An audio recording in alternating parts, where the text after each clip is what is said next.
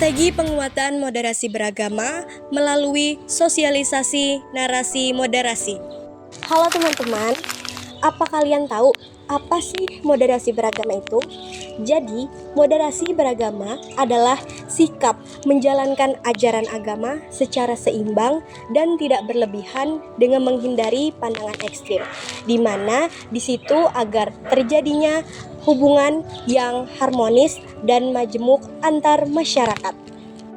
Bayangkan ada dua orang yang hidup dalam perbedaan dan diiringi rasa curiga, sedangkan kita hidup di tengah keberagaman suku, budaya, dan juga keyakinan. Ini Modi kan yang di seminar kemarin? Iya, kamu Saman kan? Iya, kamu mau kemana sekarang? Aku mau jalan-jalan aja sih. Kamu mau kemana? Kalau aku sih mau ibadah dulu ke gereja. Oh, iya.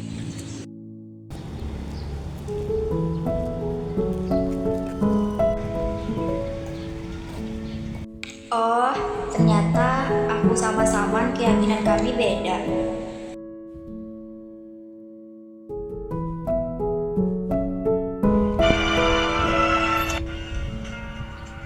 Anak muda yang menjadi pemegang peran utama.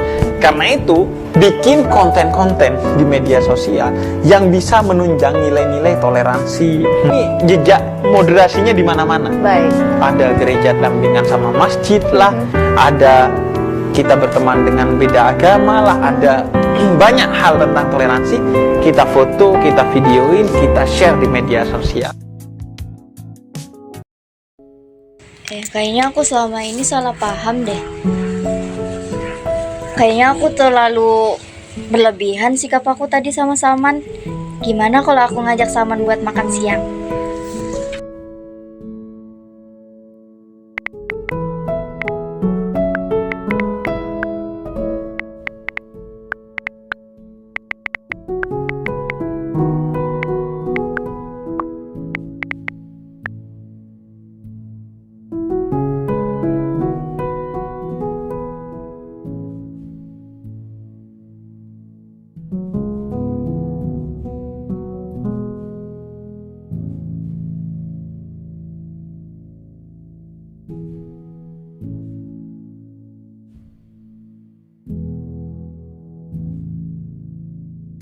Jadi, disinilah peran penting moderasi beragama, di mana moderasi beragama itu bukan tentang melemahkan keyakinan dan bukan pula tentang menyamakan semua ajaran, tetapi moderasi beragama adalah sikap tengah, sikap adil, seimbang, dan tidak berlebihan, yang dimana mengajak kita memahami perbedaan dengan hati yang lapang dan kepala dingin. Kami akan membahas tentang strategi penguatan moderasi beragama melalui sosialisasi narasi moderasi khususnya di kalangan generasi muda di dunia digital. Kita akan membahas mengapa moderasi beragama begitu penting, terutama bagi generasi muda yang hidup di tengah derasnya informasi digital.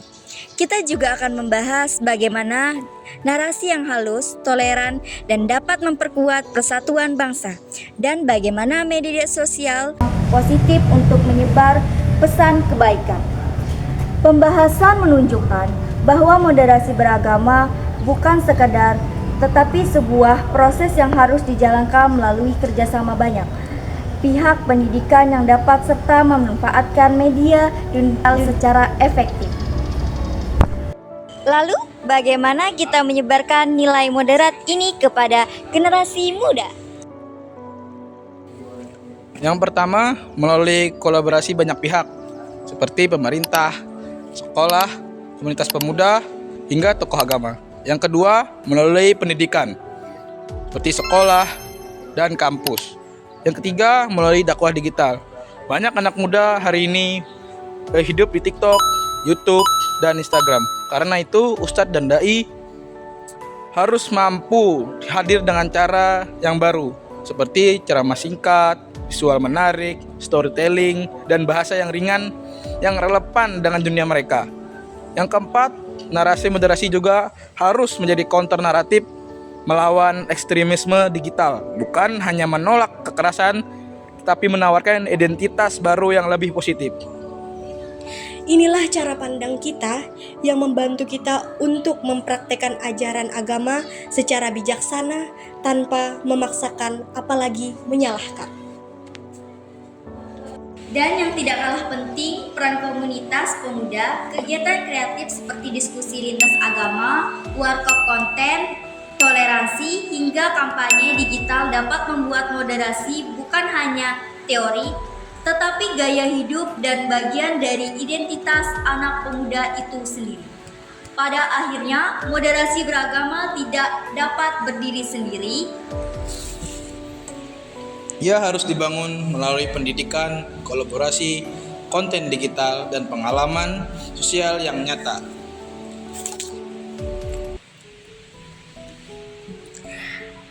Nah, jadi ketika generasi muda sudah memahami dan menghidupi nilai-nilai ini, kita sedang menciptakan masa depan Indonesia yang damai, toleran, dan penuh persaudaraan. Jalan-jalan ke kota Jogja, Singgah sebentar membeli selai. rukun hidup antar agama. Indonesia damai terasa penuh nilai. Kami dari kelompok 7 pamit undur diri. Wassalamualaikum warahmatullahi wabarakatuh.